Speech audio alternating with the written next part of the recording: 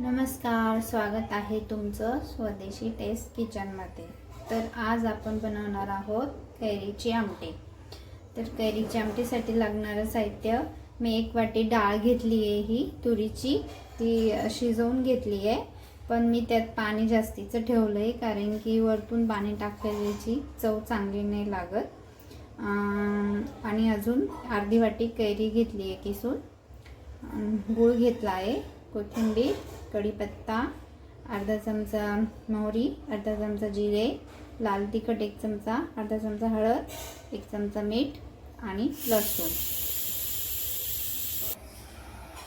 चला तर मग कढई गरम झाली आहे, आपण पहिले तेल घालून घेऊ।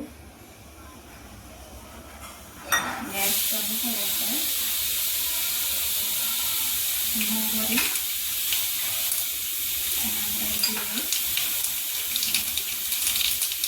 लसूण,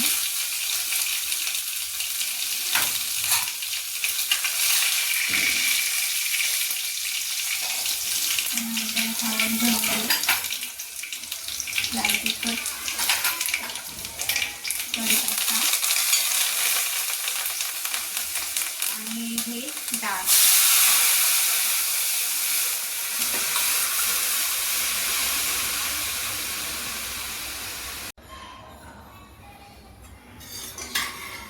कैरी जी आहे ती वरतून टाकायची आहे, किसलेली।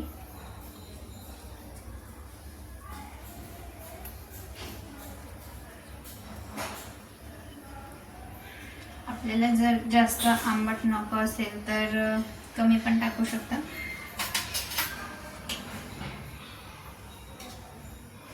आता याला 10 मिनिटं उकळी येऊ द्यायची। चला तर मग 10 मिनिटं झाले। मीठ हे आपण वरतून घालणार आहे, आधी नाही टाकायचं आहे। त्याच्यानंतर गूळ घालून घेऊ। 10 मिनिटं छान उकळून घ्यायचं आहे।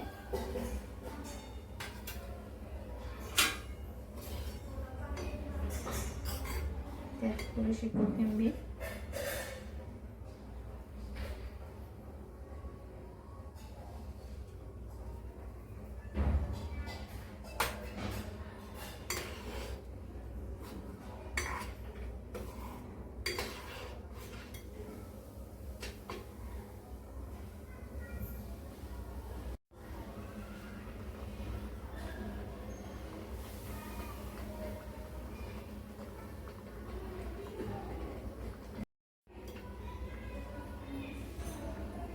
चला तर मग आपली आमटी झाली आहे बनवून।